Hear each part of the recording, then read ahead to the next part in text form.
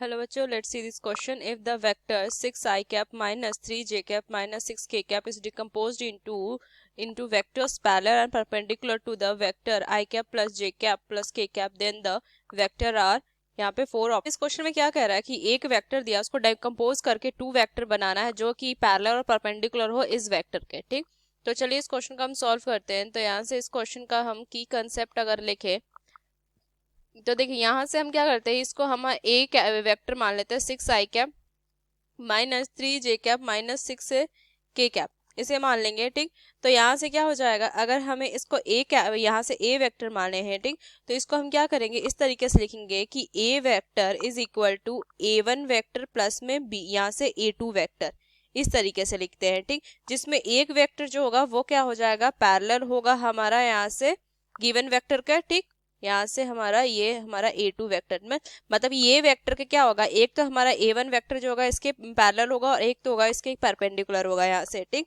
तो यहाँ से हमारा क्या हो जाएगा, v वेक्टर में यहाँ से जो हमारा दिया हुआ है i कैप प्लस में j कैप प्लस में k कैप. ठीक, ये होगा. ठीक, अब यहाँ से अगर देखिए एक हमारा क्या होगा इसके साथ पैरेलल होगा, तो यहाँ से क्या लिखेंगे कि यहाँ से a1 vector is equal to क्या हो जाएगा, पैरेलल होगा तो लैम्डा b1 वेक्टर हो जाएगा, और यहाँ से a2 वेक्टर जो हो जाएगा इसके साथ परपेंडिकुलर होगा, तो यहाँ से क्या हो जाएगा a2 वेक्टर डॉट में यहाँ से b vector is equal to 0 होगा. ठीक, बस ये दोनों चीज को हमें ध्यान में रखना है और इस क्वेश्चन को हम क्या करेंगे अब फर्दर सॉल्व करेंगे. ठीक, तो चलिए इस क्वेश्चन को अब सॉल्व करते हैं. तो यहाँ से हमारा क्या a1 वेक्टर जो होगा वो क्या हो जाएगा, पैरेलल होगा b के, और यहाँ से a2 वेक्टर जो होगा वो क्या होगा, परपेंडिकुलर होगा. तो यहाँ से अगर हम देखिए तो यहाँ से करते हैं कि a vector is equal to क्या है हमारा a1 वेक्टर प्लस में a2 वेक्टर, तो यहाँ से क्या हो जाएगा a2 vector is equal to यहाँ से हो जाएगा हमारा a1 वेक्टर, अब माइनस में इसको क्या लिख देंगे, हम यहाँ से लिख सकते हैं इसको लैम्डा, यहाँ से हमारा लैम्डा a1 की वैल्यू यहाँ से रखते हैं लैम्डा b, यहाँ से b वेक्टर ये हो जाएगा. ठीक, यहाँ से हमारा b1 नहीं होगा, ये b होगा.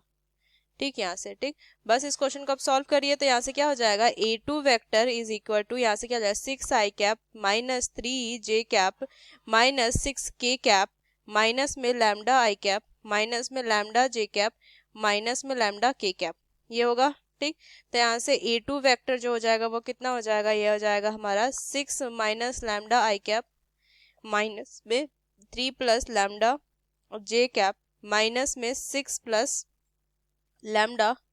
2 वेक्टर हो गया, और यहाँ से अगर हम b वेक्टर देखें तो क्या था i कैप प्लस में j कैप प्लस में k कैप, तो यहाँ से क्या करेंगे, इसको हम डॉट प्रोडक्ट करेंगे इक्वल की 0. ठीक, तो यहाँ से क्या हो जाएगा, ये हो जाएगा हमारा a2 वेक्टर डॉट में b, यहाँ से b vector is equal to 0, तो यहाँ से क्या हो जाएगा, ये वैल्यू हो जाएगा हमारा 6 माइनस लैम्डा माइनस में 3 माइनस लैम्डा माइनस में 6 minus lambda is equal to 0. ठीक, तो यहाँ से प्लस माइनस यहाँ पे कट जाएगा, यहाँ से क्या हो जाएगा -3 लैम्डा माइनस में 3 इज इक्वल टू 0, तो लैम्डा की वैल्यू -1 आ जाएगी यहाँ से. ठीक, अब यहाँ से देखिए लैम्डा की वैल्यू -1 आ गई, तो यहाँ से हमारा लैम्डा की वैल्यू a1 वेक्टर में रख देंगे तो कितना हो जाएगा, यहाँ से -i कैप प्लस में j कैप प्लस में k कैप, ये हो जाएगा. ठीक, और यहाँ से a2 वेक्टर में अगर रख देंगे लैम्डा की वैल्यू तो यहाँ जाएगा 7i कैप माइनस में 2j कैप माइनस में 5k कैप, ये हो जाएगा. ठीक, तो ये हो जाएगा हमारा यहाँ से a1 वेक्टर, ठीक, जो कि पैरेलल था हमारा b वेक्टर के, और a2 वेक्टर जो कि हमारा परपेंडिकुलर था. दोनों की हमें यहाँ से वैल्यू हमने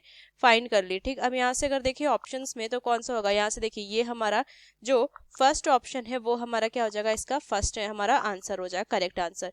तो using this key concept we solve this question. Hope you understood it well. Best of luck. Thank